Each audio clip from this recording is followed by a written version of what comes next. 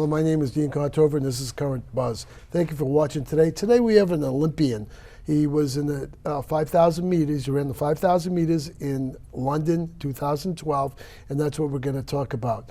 Ruben Sanca is his name, and he's Olympian. Thank you for being on the show. Thanks for having me, Dean. Yeah, no problem. You're wondering whether you've ever heard of this guy. Well, let me tell you. He ran for the country of Cape Verde. You might ask where Cape Verde is. It's off the west coast of Africa, and he's going to tell you a little about it before we talk about his experiences at London. So tell us about Cape Verde, what the capital is, and the population, that type of thing. So we'll start with the population so people have an idea. Cape Verde is a very small country, population under 500,000, which is about the same population as Boston, to put in perspective. Right. And Cape Verde is located about 500 kilometers, so roughly 300 miles off the west coast of Africa. Right. And it was colonized by Portugal until 1975. Where the country became independent. July 5th. July 5th, yes, you know very well, more than most people. Yeah.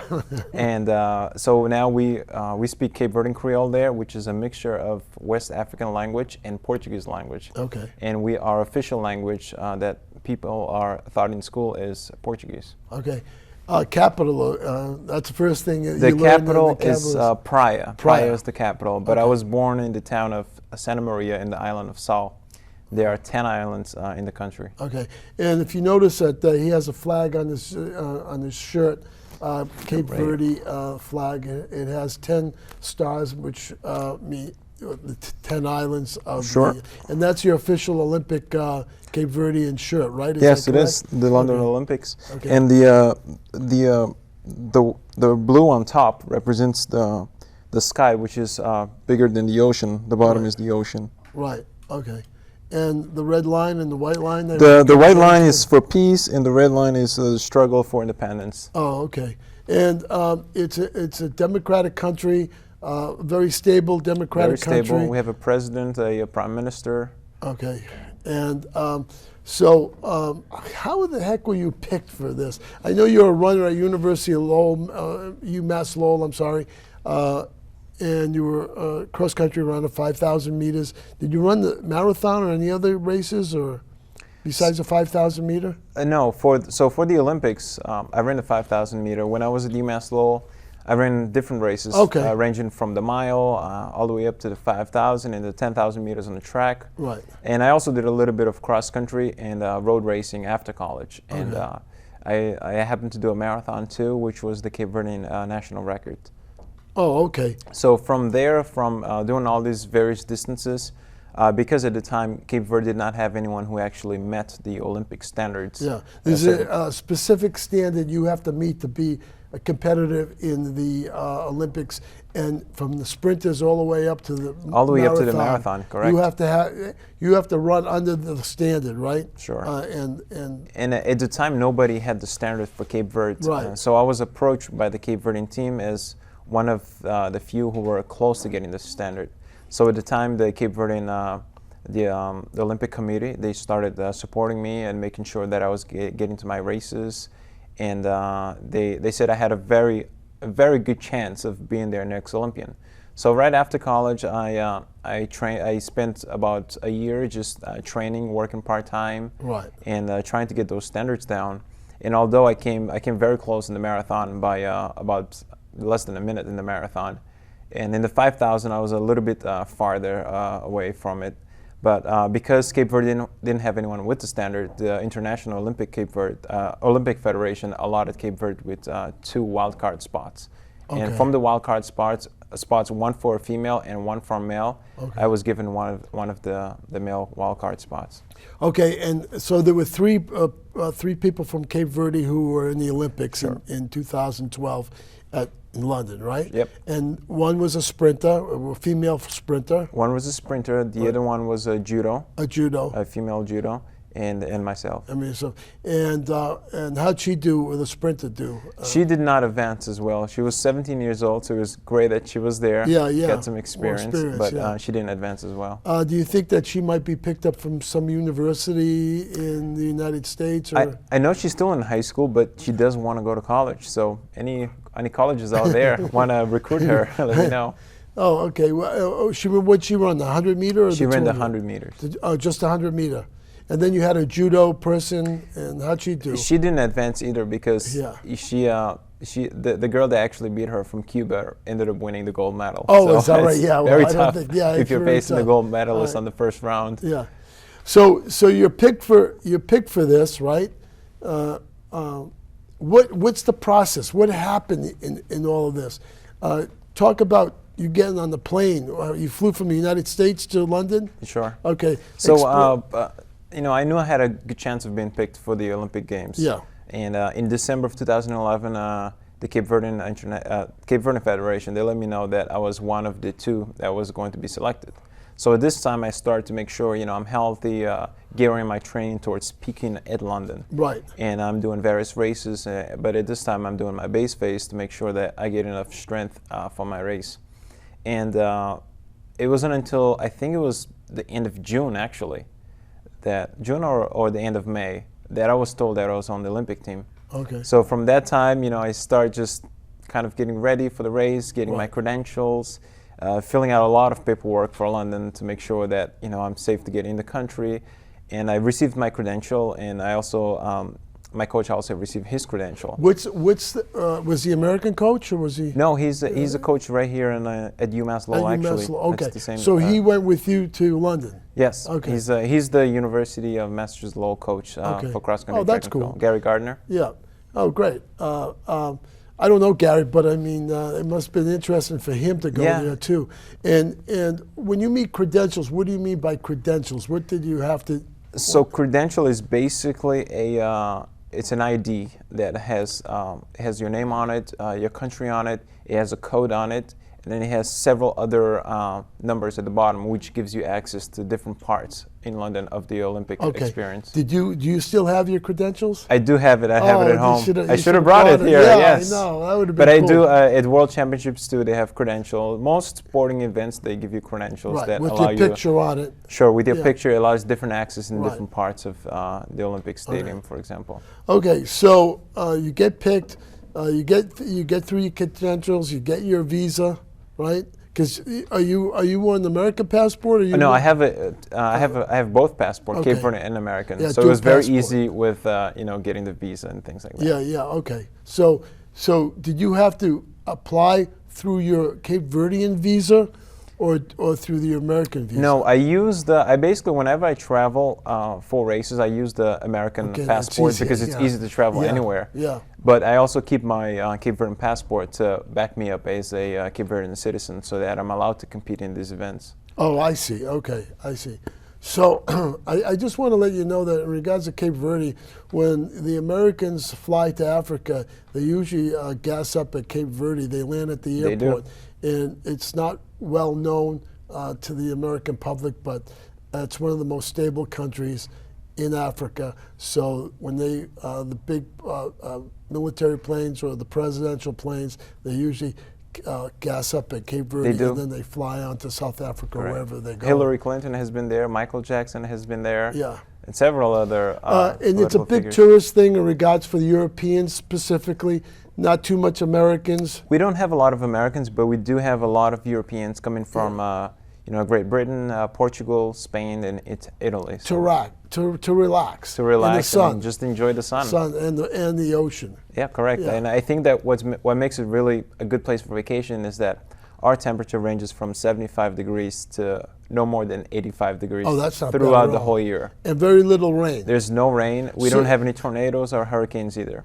Oh, okay, that's good. That's good to know. So, and are you an earthquake? No, we're not. No. We've Oh, never had any earthquake Oh, there okay. either. I have to ask these things No, I because know. I mean, it goes. So people are welcome. Stable government. They don't have to worry. No major crime or anything like that. I mean, there are crimes everywhere, yeah, that's but true. nothing that Yeah. would scare anyone from going Yeah. from there. I think what makes it a good place for vacation is that our people are very welcoming, Mm-hmm. especially to tourists, because our economy is highly dependent on tourism. Yeah, no doubt about it. So we make sure that that's always on top. I'm an islander, but I'll talk to you about that later. I was born on an island. So tell me how you got on the plane in Boston. I got on a plane in Boston. What airline? I have to know the airline. I want to say, actually, I can't remember the airline. Was it British Airways or I believe Lufthansa? I know it was British Airways. So we okay. went straight from Boston to London. Did they announce you on the plane or anything like that? You were. I was announced on the plane on the way back, I believe. Oh, on the way back. Yes, Oh, that's but cool. we kept it low key. But somebody found out, Yeah. right? Oh yeah. You always get recognized, even when in London. Did they clap when they found out that Yes, you were on the plane? they all did. Yeah, that's typical of air travel. They're appreciative of those things. So you're flying on the plane, not drinking any No. beverages, other than water, right? Sure. Right. Stay hydrated and have my high socks on so my legs stay nice and fresh. Oh, see a little inside information. So you're on the plane, you're flying to London, you get to London, what happens? So when we land to London, Right. as soon as you come out of your airplane, there's an expedited area for all the Olympians, and this is why they actually send you credentials. So once you get there, everything is well expedited. Oh, okay. So we get there, we show our credentials, and they actually bring us to a different area so that we don't have to wait a long time at administration Right. to get past the airport. So when you got there, you opened your American passport or Cape Verdean passport? No, we actually only had to show them the Olympic credential. Oh, and they scanned that, and Yep. that was it? That was it. Oh, okay. So you went into the area. Any food there or anything like that? Food where? At the airport? No, No? actually, no, we didn't have any food. There was a waiting area where Yeah. they had buses that were there Oh, right. waiting for all the Olympians. Okay. So the buses would take you straight from the London to the Olympic Village. Which So who another was part. on your bus? I mean, did you meet any other There was Olympians? actually the Australian team. Oh. They were on our bus. They happened to Okay. be on our bus, and there were a few Americans there too. When you got to London, did people know where Cape Verdean, where Cape Some Verde people was? in London do know, know? because we do have a lot of tourists coming Right. from London. But I think most people from other countries don't really know Yeah. because we are a very, very small Right. country. My island is only 216 square kilometers. Wow, That's, okay. That's from. I actually ran the whole island once. It was 22 kilometers Wow. from one side to another. Wow. So we're very small, and Right. we don't. There are a lot of maps that don't show Cape Verde, so I can't really blame them for Yeah. not knowing. Yeah. So you get there, you get on the bus. Are they happy? Everybody's happy, feeling good? about Some themselves? people are obviously a little bit more excited than others. It's their first. I was very excited because it was my first Yeah, Olympics. exactly. And you just keep looking around London, Yeah. taking pictures, Different uniforms. different people walk- uniforms. yeah. And then some others are just, really excited that it's also because it's their second or third or fourth time in some cases. Yeah, yeah. So, but there seems to be a very good atmosphere there. A lot of the people are friends with other people from other countries because they've been at Other at Olympics different- or different competitions. Different competitions. Yeah, that they know them. Yeah. I That's actually I had a understandable. couple of my friends from Guinea-Bissau that we had competed way back in 2009 at Lusophone Games, so it was good to see them again. Oh, okay. Yeah. Oh, that's cool. So you get into the village now. It's controlled. There's military around the village or So police. when we come into the village with in a huge bus, and there's a scanner that goes around the entire bus. Just imagine being scanned by one of those machines, Yeah. but there's one that scans the entire bus. Wow. Yeah, they're Outside. outside of Oh, before okay. you even enter the village. Right. And when you get in the village, you have more scanners. They are scanning all your baggages, and you have to take everything off, just like airports. So Yeah. anytime anyone gets inside the village, you have to go through the entire scanning process over and over and over Right. again. Wow. Even if you are going for a run, a morning run, you decide to go Yeah. outside of the village, you have to come back inside in your running clothes and take everything off and scan everything just like an airport. Wow. Okay, so you're assigned a room with Yes. your coach, or We are assigned to a building which Okay. has several different teams on that building. okay, And within my building, we're actually I think we're on the 4th floor, and we have a suite for my coach, myself, and then 2 other coaches that were in there. And then we also have another suite for our administration and other athletes. But because we only had 10 people total there from our delegation, Right. we didn't have a big building as like Yeah, the yeah, U.S. had a big building. Oh, okay.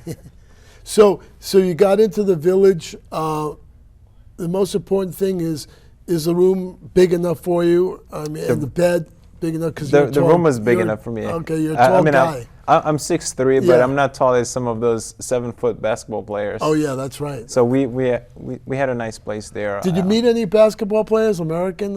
I saw a few basketball players, LeBron James and Yeah. all those people, but it's just, I guess when you're in the Olympics, You're everybody's focused. sort of like a celebrity, and Yeah. you have to try to stay, within yourself and Yeah. have some focus and Yeah. concentration. Interesting. So you get there.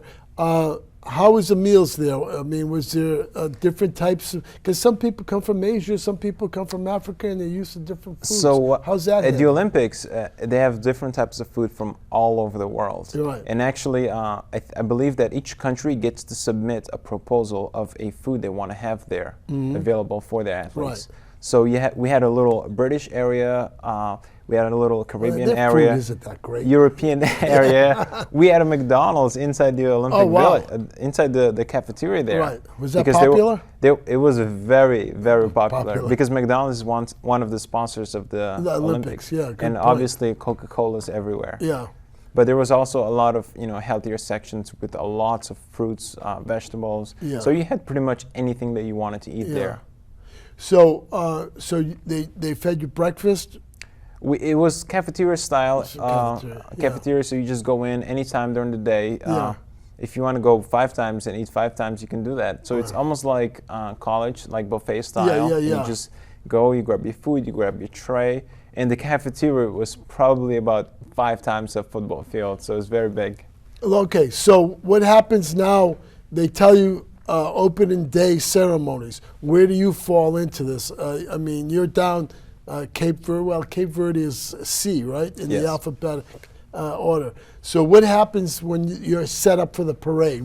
So for the parade, we actually had to be Opening ceremonies? The I'm opening sorry. ceremonies. We had to be at a specific place right next to our building, where we had volunteers who would escort us towards the exit of the village, because the village was separated from the Olympic Stadium. Right. So once we got to the exit of the village, all the countries will be aligned. And Right. there was one of the volunteers would be holding a Cape Verdean sign Right. where we knew we had to stay. Right. And from there, we would all walk over to the Olympic Stadium, which was probably about 1 or 2 quarter miles from there. Right. And we had all the fans on the side, just public, Oh, yeah, just watching screaming and and cheering, yelling and, screaming, asking for autographs. And then from there, we go straight into the stadium where. Wait up. How long did you guys stay? Oh, in? we were probably there before we got to the stadium about 2 hours. No we were on kidding. our feet, just standing. walking slowly, because this is all being televised, and Yeah. everything had to be right on time. Yeah. So you guys, your legs are kind of like for a runner. You're kind of like we were up for probably about 5 hours, and there's a reason why a lot of the swimmers who had to compete, I think, the next day, were not actually there. For example, Michael Phelps wasn't there because he thought he needed his rest. Yeah, exactly. And I can't really blame him I for can't that. blame him. Yeah, a lot of people don't understand that it's grueling. It's very to- grueling, and yeah. most of the athletes, they actually went to bed after 1 o'clock in the morning, because they were up for so many hours. Right, and the time changes and everything for a lot of people, it can throw them off. So okay, what happens now? You set up, you're going through the tunnel, you're marching You in. go through There's there. 3 athletes from your country, Yes. right? And they have the flag. Who's carrying the flag? I wasn't carrying the flag, so the other athlete, the judo athlete from us, was carrying the flag. Was she one hand? No, No, she was actually about 5 yards in front of us. Okay. Then behind her, we were all lined up with the Okay. coaches and athletes. Right. And Now, we were did all. your coach go with you? Yes, my Yeah, coach was okay, there. He was at okay. the He opening must have. ceremonies. He must have was digging it, right? Yeah, he had a great time. Yeah, good. So you're marching through the tunnel, and then bang, you're into the Olympic Stadium. Yes, and they announce your country. They announced my country, and we're all waving to the I cameras. mean, even though the United States is your country, but I mean, as my country where I'm representing. Yeah, you represent Cape Verde. So boom, you walk in, and the noise in the crowd, and just and you look up and you see all these thousands of all people. the flashes of pictures going, and then the next thing, it was over quick, and then we were all inside, and then after the marching, all the countries come together, and you're just taking pictures with different people from different countries. Right. So that was a good. What did you moment. learn while you were talking to the people there? What did you learn from other people from different countries? Oh, it's. Were you digging it? Were you getting into this? Actually, it's amazing that you see some countries that you're like, wow, I never knew that country existed. Right. Like Kazakhstan and countries Yeah. like that, and you get to learn about their culture because of what they're wearing, Yeah. The colors of their countries, and everybody is just it's Very, good, very nationalistic. very nationalistic. Right. So Yeah, interesting. So you get into that group of people, taking pictures. They want you to take pictures with them, and vice versa, and they're talking to you. Most people speak in English. Is that- most people do speak English. I would right. say that was probably the primary language at the Olympic Games. At the Olympic Games, right? Were there people who didn't speak English?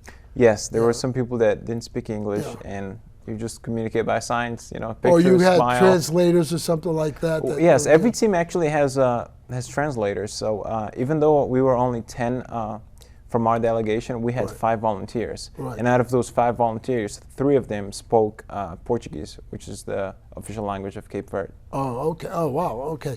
So here, the Olympic Games starts with a parade. The first country in is Greece.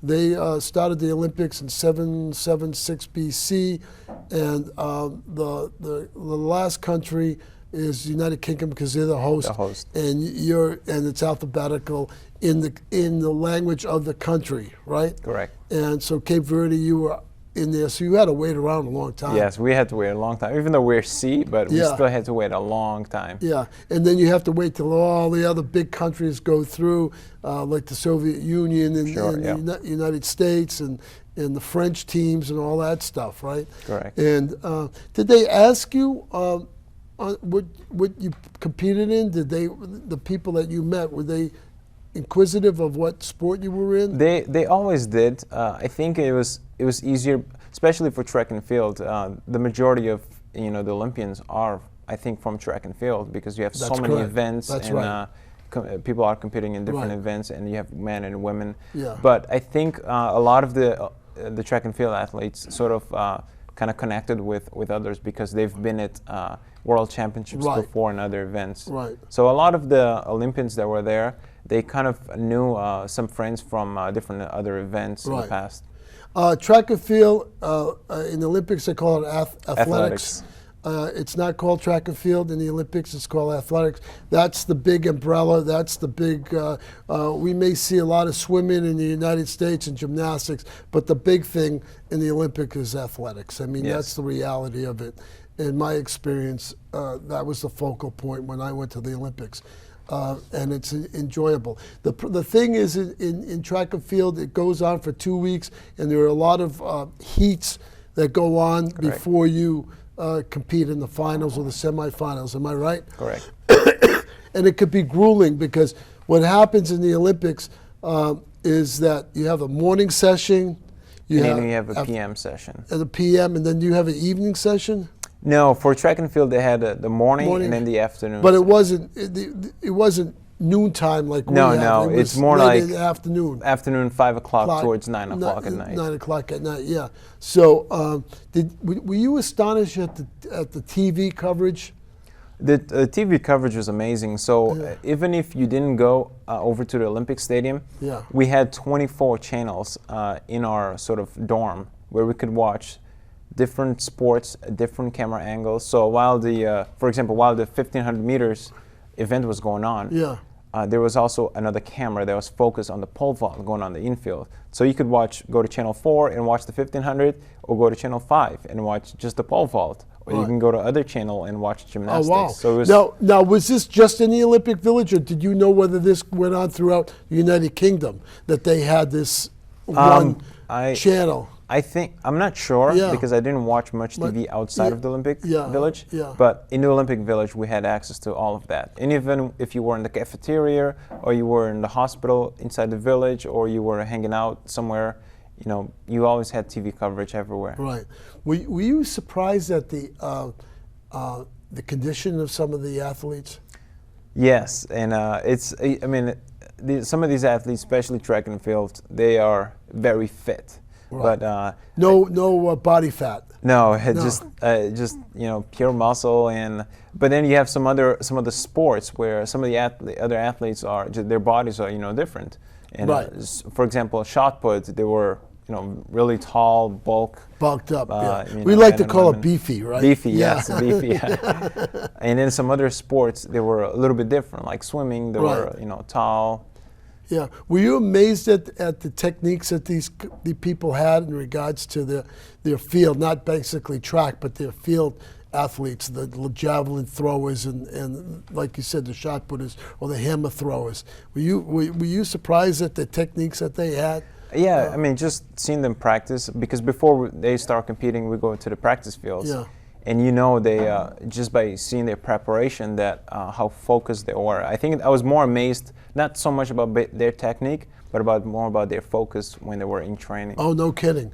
So if you ran around a track, which they do have tracks to practice on, Yep. you saw them doing the shot put or throwing the javelin, and you were into the focus of it all. They always have a coach there helping them and always analyzing their focus. And even this is the Olympics, so it's probably their last competition of the year, but they're still trying to make changes and improvements. So. Yeah. Jesus, we have 2 minutes to go. Can you come back and do another I'll be back. show? I'll be back. Okay. Because we haven't even talked about the race and Yes, I participant. know. But we'll have you come back. Anything else in regards to that time period from when you took off from Boston to London that you remember that stands out? 'Cause I think it was just very welcoming. You get to the airport and everybody's sort of like cheering for you and welcoming you to the Olympics, the Olympic Stadium. you sure that these people weren't paid to do that? It's I don't know. I can't I don't tell. know. I'm but only kidding. it's very amazing that everywhere you are, and even when we left. We would leave the village to go to the shopping center, and if you carried your credential on you, people would just randomly stop and ask for your autograph. And my coach, when he was watching a women's basketball game, there were people there asking him for his autograph, and he was just watching a game. No kidding. So it was amazing. I think the people of Great Britain, they were very happy to be hosting the Olympics. Yeah. From our perspective. Yeah. And they were very welcoming. Yeah. So did you go out in public at all? We did. There was a shopping mall that was built to be connected to the Olympic Village, but it was for the public. So we often went there, and we went into the city once or twice. Now, did anybody that you saw wear their Olympic medals in the shopping mall and stuff like that? Oh no, I didn't see any of that. Oh, but okay. we What often about had the village? The village, you they see them didn't really wear their medals. But you did see some people. I did see some people, holding their medals right Yeah. after competing because they would go back to the cafeteria to eat. So Yeah. you would often see people that you just saw, an hour ago winning a gold medal. Next thing, they were sitting next to you in the cafeteria. Yeah, it's amazing to see that medal. That's the pinnacle of sports. Yes. You're the best in the world, supposedly, by winning that gold medal. And let me ask you before we end this show, and we'll talk about how you prepared again for the 5,000 meter. Did you get a medal by participating? Yes, we have. And you didn't bring it with you. Oh, I didn't bring it either. It'll be for the next one. Okay, how big is the medal that you got just for participating? So it comes in a little case. Yeah. Actually, I haven't even taken it out of the case because no. it's ready for display. I probably don't even want to take it out, but it's probably about this big. So Okay. it's not as big as the actual Gold medals, medal or gold, silver silver, medal or bronze, But yeah. it's very nice. And, Yeah. you also get a certificate from the Olympic Committee that you Yeah. can put up on the wall. Are you gonna frame that? Yes, Yeah, I okay. am framing it. I like to see a picture, Yes. a copy of it. Hey, listen, thanks Thank for you, coming on Dean. the show. Thanks for having me. I appreciate you talking about your country.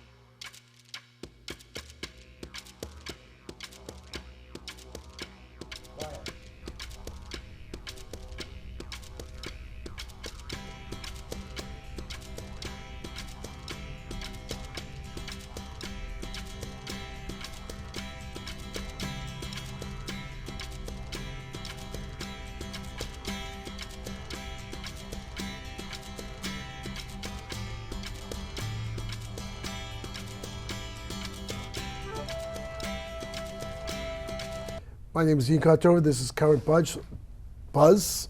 Thank you for watching. I appreciate you watching. I just want to tell you that this is coming from Chelmsford, Massachusetts. Today we have an Olympian on. His name is Ruben Sanca. He ran 5,000 meters in London in 2012. Right. We had him on an earlier show, but we're doing a second show because we didn't get caught up to his training. He ran for Cape Verde.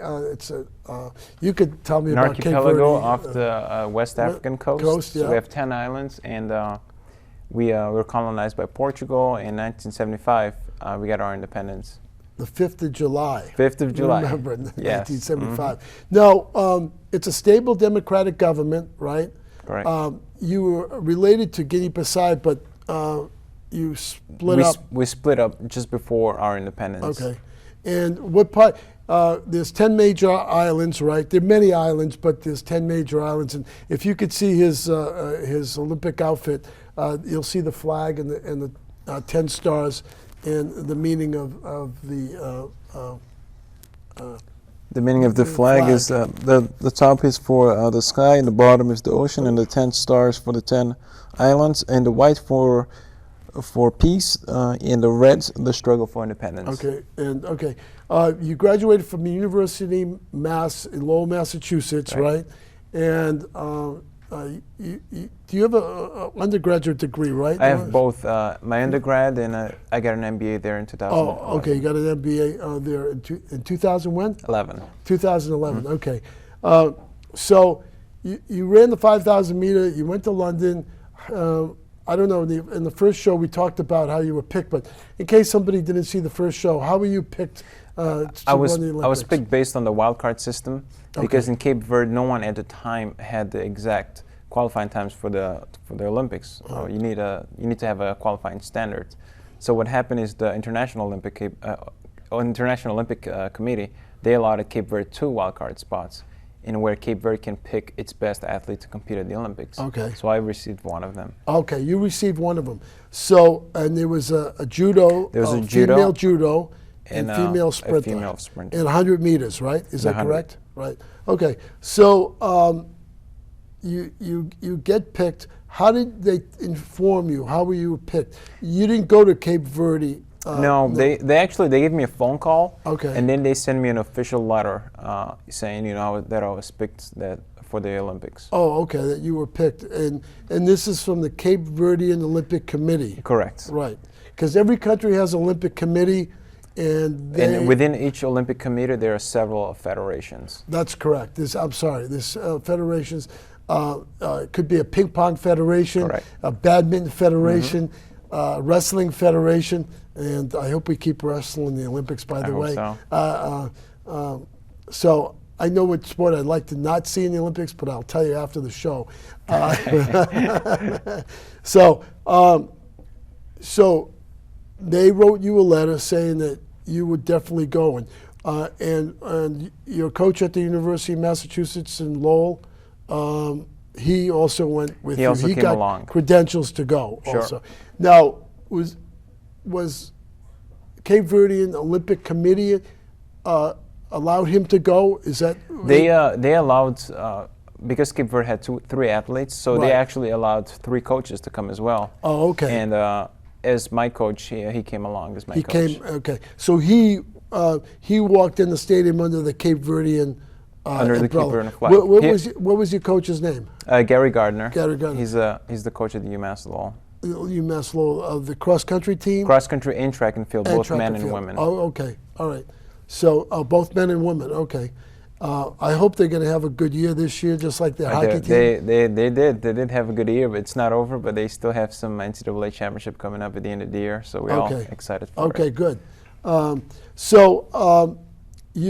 They don't have ice hockey in the Cape Verde, do they? No, we don't play ice hockey. Maybe someday. You never I do know. like to watch hockey, college hockey. Yeah, okay. But we don't have any ice there or snow. So as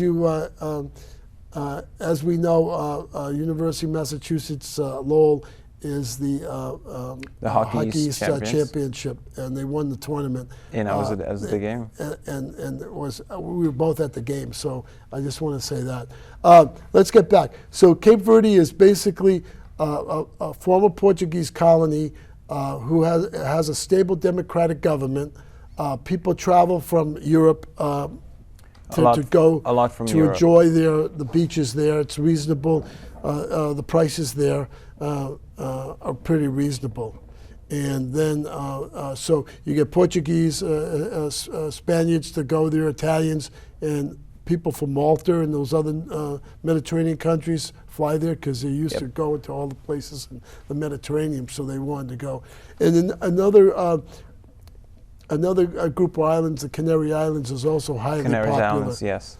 Nearby, right? They're very nearby. They're very close up north, a little bit north from us. Right. But we have a lot of tourists Now, coming from there. do you get cruise ships that come down from Yes, Europe? we do. We actually we don't have any cruise ships from the U.S., but we have a couple of them that come from. They go from Britain sometimes to Portugal and down Canary Islands, and then to Cape Verde, and then back to Britain. In Cape, but they never touch the continent of Africa. No. No. They only come to Cape Verde, but Okay. not. What Africa. language do they speak? In Cape Verde, we speak the Cape Verdean Creole, which is a Okay. mix of West African language with Portuguese. Okay. But the official language of the country that's written in government documents is Portuguese. There's a big Cape Verdean community in New England, specifically Massachusetts, in Greater Boston. Am I correct? Yes. Yeah. And that's because we are a country that we rely a lot on the fishing industry, and in the past, a lot of our immigrants went to places where they could stay close to the fishing industry, in New Bedford, Boston, and some other places. I see. It makes sense to me. I mean, there's no natural resources like oil or anything like that. No, we don't have any natural. I guess our natural resource is our land, the tourism, the beaches, and that's what really attracts people there.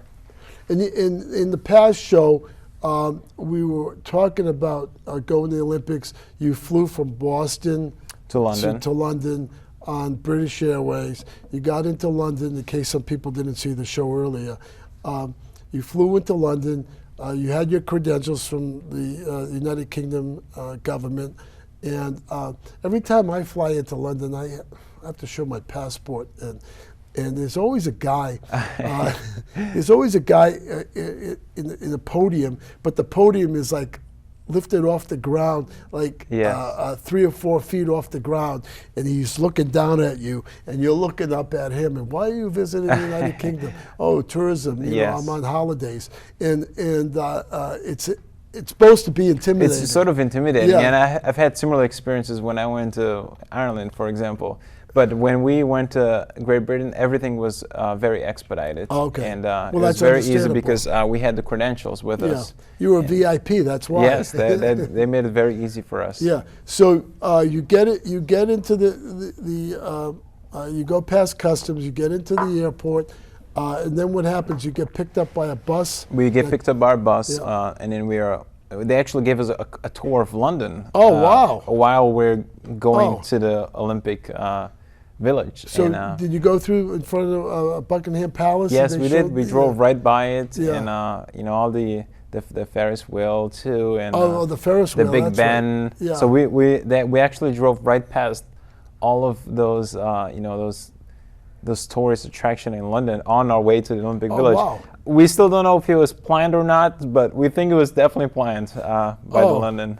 Oh, well, that makes sense. I mean, it gives you a foundation, so Yeah, to sort speak. of a perspective where everything is. You didn't have a chance to go to Buckingham Palace? No, we did you? actually we did a little bit of a tour on our last day. Oh, so okay. my coach and I, we went over to the big Ferris wheel there, Oh. and we went. Did you go up in the Ferris Yes, wheel? I did. Oh, wow. I took pictures too. Yeah. And we went that's cool. we went to visit Big Ben and other tourist attractions there. Did in you go to London. Buckingham Palace and see the changing of the guard? We walked right by there, but Oh, I mean you we didn't weren't see able to go in. But Did you? What do they call it? Where's that place where they have the crown jewels? Right next to London Bridge. What's that? There's a place where you go down into the basement and you can see all the royal we jewels. didn't go that Oh, far. okay. So you get over there, you get on the bus, they drop you off to Olympic Village, right? you don't even know where you're going. I mean, or do they tell you? They have someone from like a housing coordinator who comes in and gives us our apartment numbers. Okay. We basically we get on another bus, and another bus brings all our luggage in, and we just go A through smaller bus. A smaller bus, Yeah, yes. yeah. So we just go through and we walk to our building, and our bags are outside, and then we just pick them up and walk upstairs. Oh wow, that was cool. Yeah. You were on the 4th floor. You told me last Yes. time. And was there a lock and key to this? A key? Yeah, a key. Yes, every suites. So we had different suites for our delegation. Oh, okay. Every suite you had a key, and then you also have a key to your own room. Was it a card key, a plastic key, or was it a key with a lock? No, it was actually a key with a lock. With a And it's lock. interesting because when I was in South Korea last year for the World Championship, they had everything was card, but in Europe everything was key. Oh, okay. Yeah. Well, I have to keep the locksmith in business, Yes, right? I know. Very traditional. Yeah, exactly. So you get into your room, TV in there. Yes, we had 2 TVs there. Oh. So we had 2 TVs where we can, watch the Olympics anytime, and the cafeteria was there open 24 hours a day if you want to go Where eat. was the cafeteria? Downstairs in the first No, floor? there was a main cafeteria for the entire village, so that everyone would actually go there. Yeah. Oh, okay. But was there a cafeteria in your building too? No, there was no cafeteria okay. there. So the village, the way it was set up, it was almost like a huge college campus. Okay. Where you have your medical center, you have your entertainment center, you have your cafeteria where everybody goes to eat. Who handled the medal? Was it the military, the United Kingdom military handled the military center, or was it with just volunteers? from the No, hospital? it was. I'm not sure. I think it was just the British police in general. Oh, Except for, it was the British police in general, all the way around the village, and they did have some military personnel there too. okay. Were they carrying weapons? They were carrying big weapons. Weapons, yeah. Were they carrying rifles? Yes, rifles. All right. So they were walking in pairs? Always in pairs, and actually, our building was in front of the Israeli building. Oh, okay. And because this was the 40th anniversary of what had happened in Munich in to Munich. 1972, yeah. And there were, I think, five police officers in front of the Israeli building at all times during the day. That was the only At building, night. even at night. At night, yeah. That was the only building that had extra security besides Okay. the rest. But you had to go through security to get into the village? Yes, so when we go through the village, we have to go through pretty much the airport scanners for every time you go in and out. All right. How was your training? What was your training like at the Olympics? I mean, So, when was your event? When did you get there, and when was your event? My event first was event. one of the latest ones. So Okay. we got there on the 23rd, All right. and my event wasn't of 23rd July. Of July, okay. And my event Of wasn't 2012. I just want to. wasn't get that for the until record. August 8th. So I had about over 10 days to kind of get the good feeling for the weather, and I was able to do a couple of speed sessions there. We used the track, and we. Is that in the village or is it outside the village? The track, the village is only for a living. So Living, the track is a little bit outside of the village, Right. but it's In it's other still words, you can within walk the there. it's still within the Olympic complex, Okay, like the okay. stadium and everything else. It's an Olympic standard size track, right? Sure, I yeah. mean, So we had the Olympic stadium, and then we also had a practice track. Got And it. when you go in there, you also need to show your credentials and All right. everything else. all right. So you get there. There are military people or police at the track too. Yes, at all times. At all times. Okay. So you get into the track, you practice, you see other people shooting the shot put, hammer throw, and stuff like that. Yeah, I mean everybody's just basically doing what they have to do to be Right. ready for that day. Right. And it's although when you walk in there and you see all these gold medalists from World Championship, these sort of celebrities of the Yeah. sport, but Basketball. and Yeah. especially in track and field, you see Yeah. all these people that you see all the time on TV, but you try to just focus within yourself Yeah. and do what you have to do because you're there to. It's nice to be able to have that experience, but you are there because you are competing. So you try to focus on your primary reason. The crown jewel is athletics or track and field in the Olympics. So you guys were the crown jewel basically and treated very well, right? In regards Yes. to other events like badminton or taekwondo, whatever. So when you were there, you trained. What else did you do? There was a mall next door. You guys went there. There was a mall that we usually would go to, buy some stuff, or Yeah. just have something else to do in the day. Now, did you have to pay taxes on the stuff there, or was it duty free? And I'm not sure actually. Good question. That's a good question. Yeah. I want to say it was probably duty free Yeah. for us Okay. for the. Okay. Olympians. So people were buying a lot of things, or Yeah, a lot, but not not that much, because it's not like you're going to a country where right. I mean, London is similar to the U.S. Yeah, in that's most true. ways. So you try not to carry too much stuff Right. with you on the plane. Right. So you go in there and you meet other athletes and you see them and you talk to them and you're with your coach all the time? Yes, my coach and I were pretty much together most of okay. the time. So tell me how you prepared for the 5,000 meter when you were there 10 days. Okay, what happens now? So when I got there, I was nursing an injury that happened a few weeks before I left. Okay.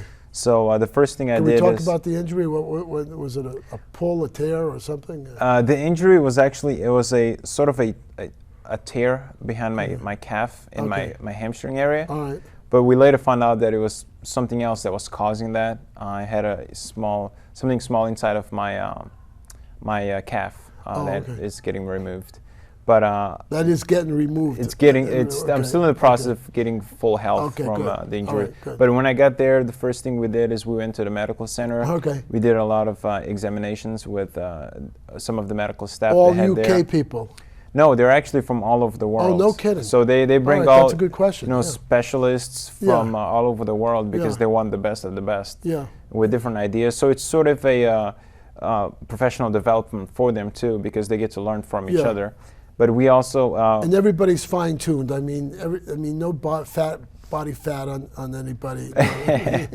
No. not everybody. Yeah. All right. But we while we're there, they take good care of us to make sure they understand, what race we're doing, Yeah. and they're very used to working with high caliber athletes. Right. So we got really good treatment from them, Right. and they had all the equipment there readily available if anything that we needed, from getting MRIs to getting bone scans, anything like that. Oh, okay. So you did they find this problem, or they knew you had the problem? Did they advise you not to run? No. They told me that they would be able to work with me in my condition, to basically do everything they could at the time to make sure that I got to the starting line. Right. So in that that happened, because of all their their work that they did on me, I was able to get to the starting line. But I spent a majority of my training time wasn't just training, but actually seeking medical assistance. I just want to say you were in the parade. We talked about this earlier. You walked in with 3 people and you didn't hold the flag going in, but that's okay for. I held it on the way out, though. On the way out, that's good. I was going to get to that. Yep. But that one hand or 2 hands? 2 hands. Okay, yes. 2 hands. I always want to double check to make sure you don't drop it. Yeah, exactly. Okay. Worst thing you want to do is drop the flag on no, international TV. Oh yeah, definitely. That's true. And then they would key on you. Oh, Yes. Cape Verde, right? So let's get to the track. So what happens when it's your day to run the 1,500? You mean the 5,000? 5,000. I'm sorry. So it's just like you try not to change so many things, because I've raced here in Lowell. I've raced at the Chelmsford 2-mile road race, and I've raced in many parts of the country. Yeah. And you try to go through the same routine so that you're not changing any. There's nothing.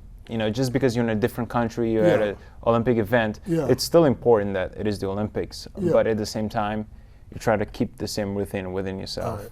And we basically went through the same routine. I do a shakeout, 5 minutes, slow jog. When you walked in the stadium, and there are already events going on, you know how it works.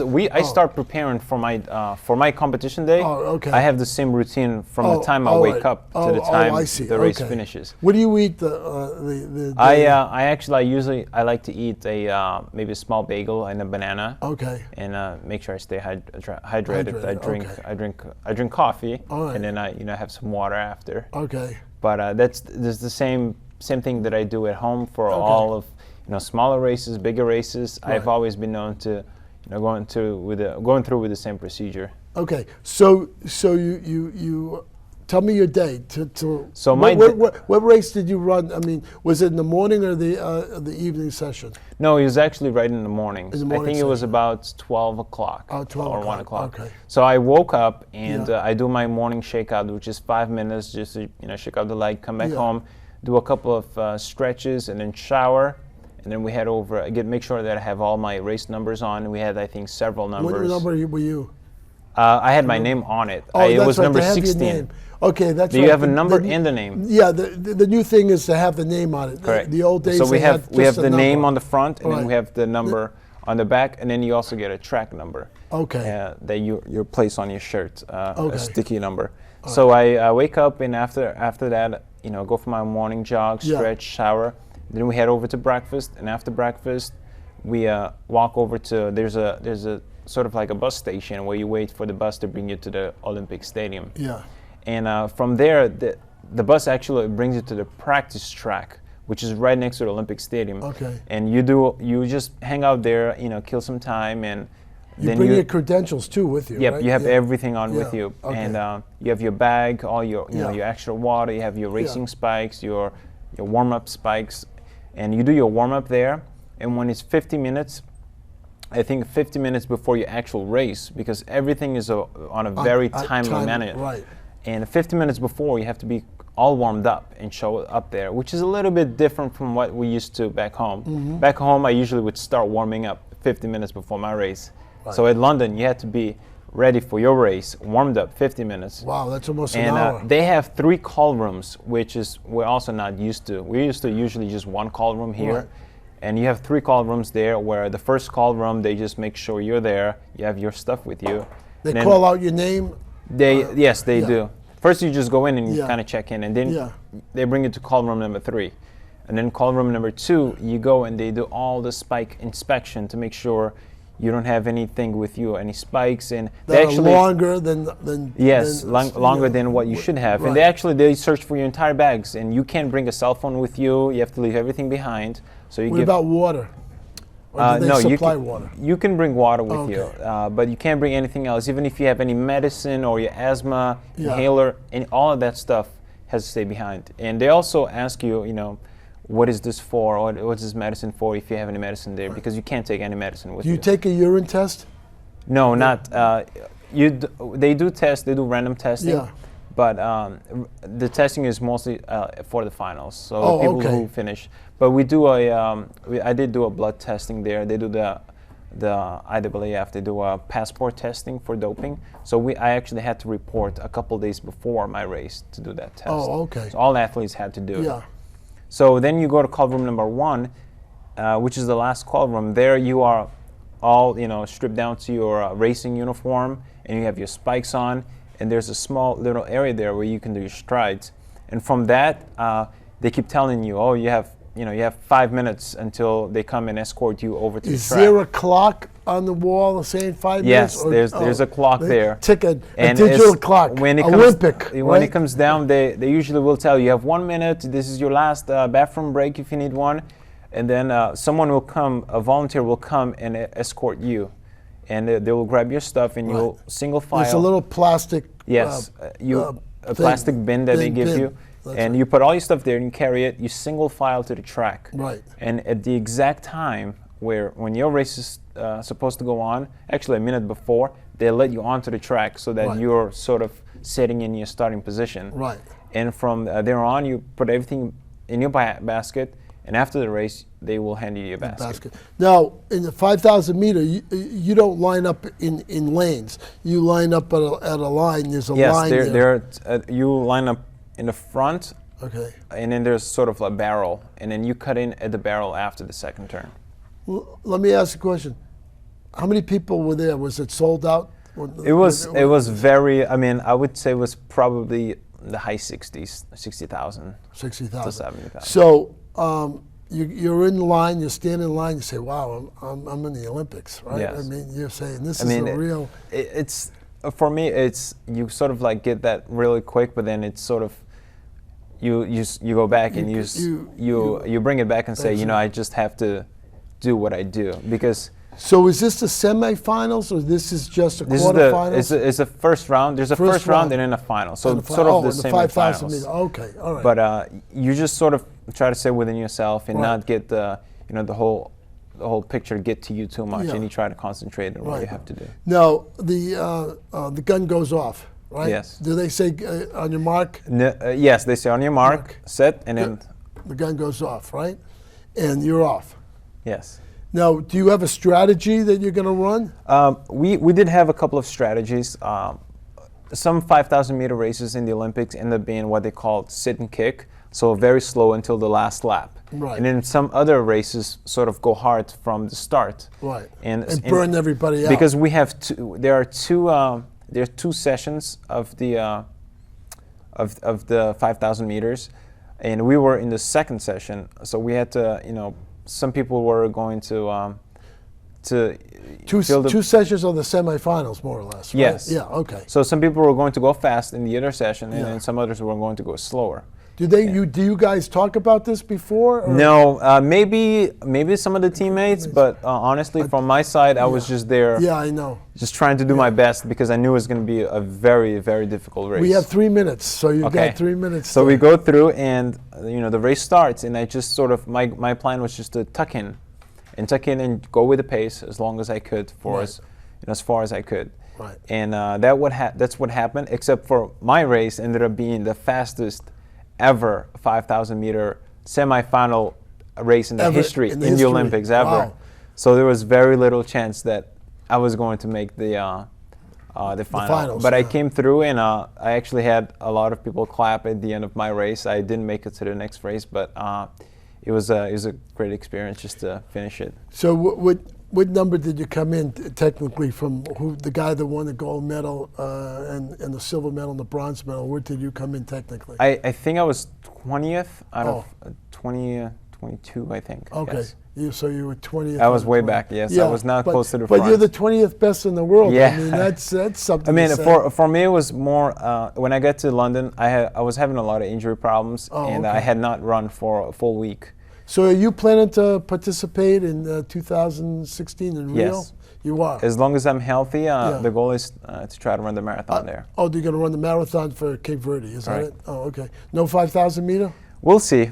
Usually marathon, that's the age that I'll start to peak. So yeah, exactly. So you do run marathons? Yes. Yeah. Okay. So how do you practice real quick? I mean, you run around. A lot of running around. Make sure that you around make Lowell. sure you wave to him when he's running around. When you see me, just don't throw a water bottle at me. No. I do a lot of my running around Lowell, at the Lowell State Forest. I'm out on Route 38 all the time. I'm by the boulevard all the time. Yeah. So.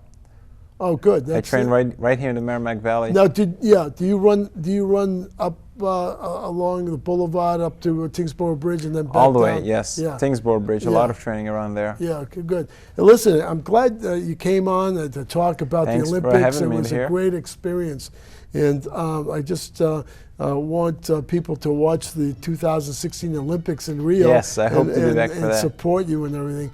So. Maybe you'll be running for the American team. The U.S. team is very hard to make. I know that's so competitive. But good luck in your endeavors. Thank you very much. Thank you for coming on. And Olympian from Cape Verde. I said almost Guinea-Bissau. Cape Verde came on our show, and welcome to the United States, and hope your future endeavors. So, are you prior to the Olympics? Are you going to run the marathon? Are you going to run the Boston Marathon? Yes, I'm hoping that someday I will run Boston. Yeah. So you have to build up for that. Yes. Yeah. So we'll watch for you. Okay. And good luck at the university. What's your title at the university? I work as a business manager in the Student Affairs Division. Student Affairs Division. Okay. Thank you again for coming on. Thank you.